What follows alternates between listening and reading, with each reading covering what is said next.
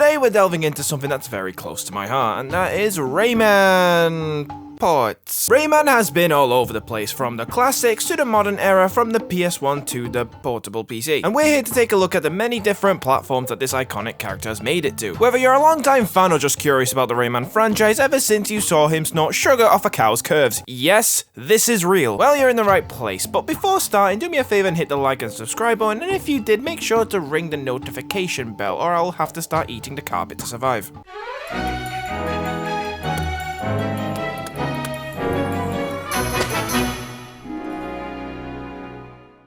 Does the first Rayman game really need an explanation? While the first Rayman game may not have received the same level of mainstream recognition as other franchises like Super Mario, Sonic, it does have a dedicated fanbase and is often remembered as a pioneering title in the platforming genre. Its impact is notable, especially in the terms of artistic style and innovating gameplay mechanics with the use of his limbless body. We all know the PlayStation 1 version, but what if I told you it may have not been the best port of the game? The first Rayman was released on the Atari Jaguar, PlayStation, Sega Saturn, and PC DOS. While all ports of Rayman will have different placements of cages, the PS1 had good quality music and probably the best quality intro. The rest of them are so grainy I wouldn't be surprised if it was made with sand. But most importantly, the tings ting. This version also takes usage of extra music, mainly used during the loading screen and the chase scenes, which is neat. And we can't forget the end of level jingle. Yeah! The only real downside that I know of is that the loading is slower in this than the other ports, but we get this amazing drum solo in return, so I'm not complaining. And that was the more popular PS1 version of the game. And the Sega Saturn version is completely identical, with just some improvements to the audio, as it sounds much better than the PS1 version. They even managed to improve the end of level jingle. Yeah!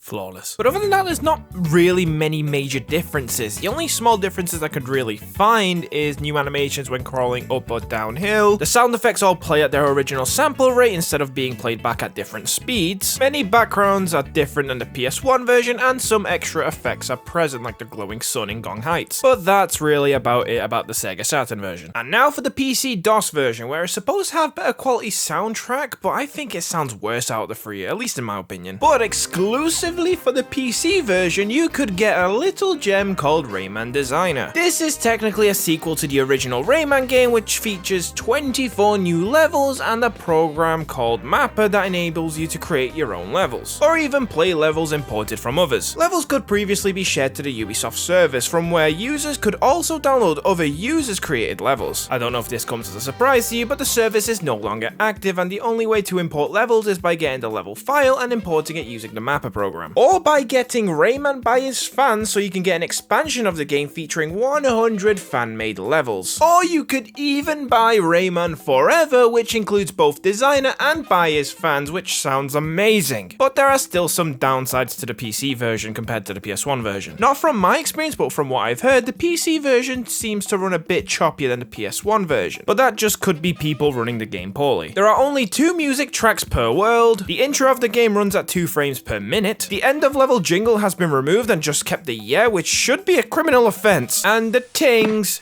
don't ting, they pop. Why do my tings pop? Did they rip this from Bubble Bobble? This is starting to make me look like a liar. The PS1 version seems to be the overall best version. The only thing I got next is the Atari Jaguar Rayman. Hopefully that's any better.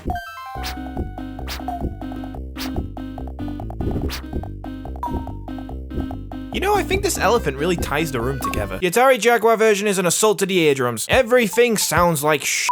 The music sounds like a ringtone from 2004. The sound effects sound cheap compared to the other ports. The tings don't ting or pop, it sounds like this. The only way I can explain this sound is that it sounds like a brain tumor scrolling through its skill tree. And the end of level music ends with someone's face rubbing across the keyboard.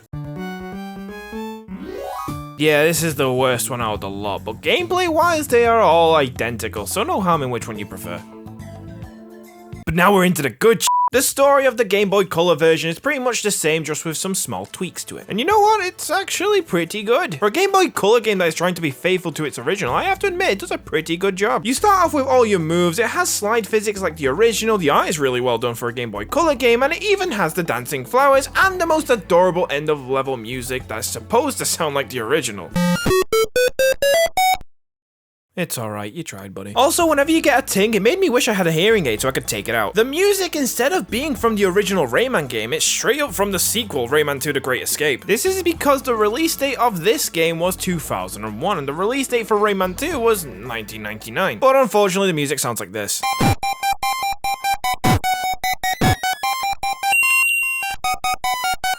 At least the 3D intro is very impressive for a GameCube color game, and you actually fight Mr. Dark at the end instead of this thing. Now let's move on to the next version of portable Rayman, Rayman Advanced. This version of Rayman is almost identical to the original on the PS1. One of the most notable differences is the loss of quality in the music, since the GBA could not handle the original, and oh boy. The fact that they just tweaked the music and not just fully remade it for the audio capacity of the Game Boy Advance baffles me, as some songs are just straight up different and sound so much better. Also, compared to the other versions of this game, Rayman Advance is stupidly bright, like really bright. This was done intentionally as the developers wanted to compensate for the lack of internal backlight on the Game Boy Advance, but there was something that came out called the Game Boy SP that fixed the backlight issue, and now you can see the game in its full sunlit glory. And they also made this port of Rayman a lot easier. The number of lives per continue has been increased to 6, and the number of continues increased to 9. 1 extra unit of health has been added to your health bar. No tings are lost upon losing either a life or a continue. More lives can be found within levels.